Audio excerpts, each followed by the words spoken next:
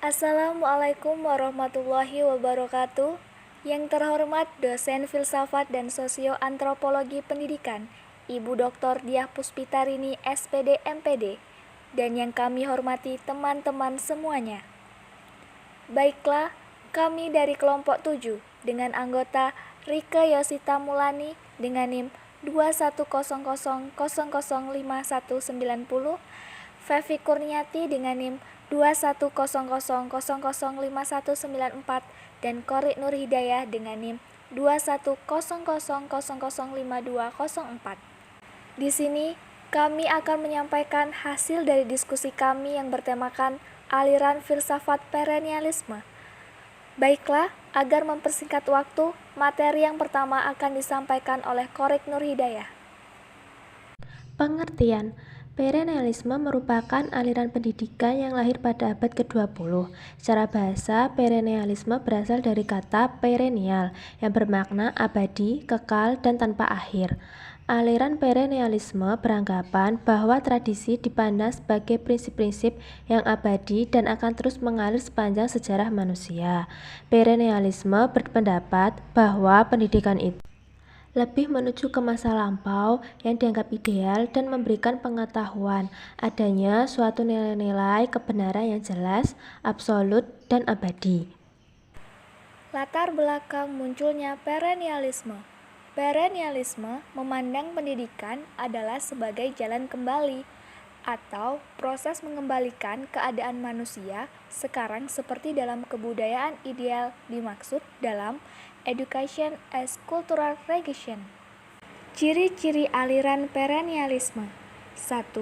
Perennialisme mengambil jalan regresif, yaitu kembali pada nilai dan prinsip dasar yang menjiwai pendidikan pada masa Yunani kuno dan abad pertengahan. 2. Perennialisme beranggapan bahwa realita itu mengandung tujuan. 3. Perennialisme beranggapan bahwa belajar adalah latihan dan disiplin mental.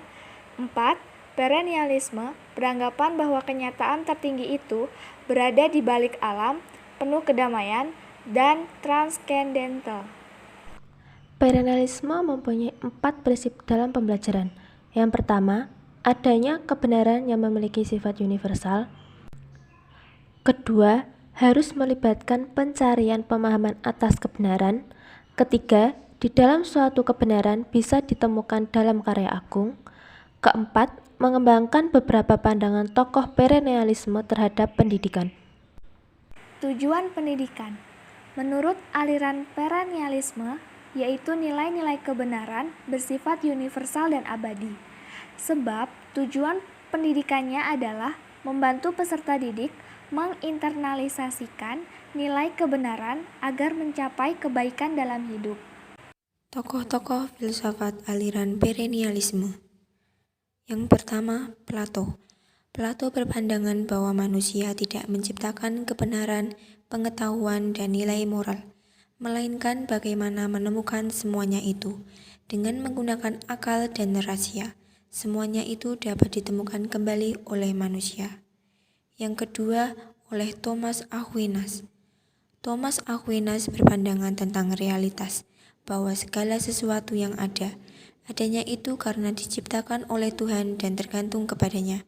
Sedangkan dalam hal pengetahuan, Thomas Aquinas mengemukakan bahwa pengetahuan itu diperoleh sebagai persentuhan antara dunia luar dan atau oleh akal budi yang kemudian menjadi pengetahuan. Yang ketiga, oleh Robert Maynard Hasin. Lahir pada tanggal 17 Januari 1899 dan meninggal pada tanggal 14 Mei 1977. Robert merupakan filsuf yang berasal dari Amerika Serikat, yang memiliki pendapat bahwa dalam pendidikan harus menumbuhkan kecerdasan dan harmoni manusia. Dan ia berpendapat juga tujuan pendidikan yaitu mengembangkan akal pikir dan mengembangkan daya intelektual, dan harus menekankan pendidikan bersifat universal dan rasional. Yang keempat, oleh Ortimer. Lahir pada tanggal 28 Desember 1902 dan meninggal pada tanggal 28 Juni 2001. Mortimer seorang berpendapat bahwa manusia merupakan makhluk rasional dan hakikat yang akan sepanjang sejarahnya. Manusia juga memiliki kemampuan intelektual aktif yang bisa melakukan berbagai tindakan seperti halnya seni, membaca, melihat, mendengar, berbicara, dan berpikir. Kelebihan aliran perennialisme. 1. Perennialisme mengangkat kembali nilai-nilai atau prinsip-prinsip umum yang menjadi pandangan hidup yang kokoh pada zaman kuno dan abad pertengahan. 2. Kurikulum menekankan pada perkembangan intelektual siswa pada seni dan sains. 3. Perennialisme tetap percaya terhadap asas pembentukan kebiasaan dalam permulaan pendidikan anak. 4. Perennialisme memandang pendidikan sebagai jalan kembali atau proses mengembalikan keadaan manusia sekarang seperti dalam kebudayaan ideal. 5. Dalam pendidikan perennialisme, siswa diberi kebebasan untuk mengembangkan bakat dan kemampuannya, dan siswa diberi kebebasan untuk mengemukakan pendapatnya. Kekurangan aliran filsafat. Yang pertama, pengetahuan dianggap lebih penting dan kurang memperhatikan kegiatan sehari-hari. 2. Perennialis kurang menerima adanya perubahan-perubahan karena menurut mereka perubahan banyak menimbulkan kekacauan, ketidakpastian, dan ketidakaturan, terutama dalam kehidupan moral, intelektual, dan sosio-kultural. 3. Fokus perennialis mengenai kurikulum adalah pada disiplin-disiplin pengetahuan abadi. Hal ini akan berdampak pada kurangnya perhatian pada realitas peserta didik dan minat-minat siswa. 4. Mengabaikan kurikulum yang telah ditentukan, yang menjadi tradisi sekolah, mengurangi bimbingan dan pengaruh guru. Yang terakhir, dalam pendidikan perennialisme, siswa menjadi orang yang mementingkan diri sendiri. Ia menjadi manusia yang tidak memiliki self-disiplin dan tidak mau berkorban demi kepentingan umum.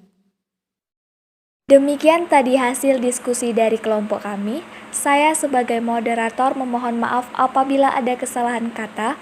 Sekian dari kelompok kami, lebih dan kurangnya kami mohon maaf. Wassalamualaikum warahmatullahi wabarakatuh. Terima kasih.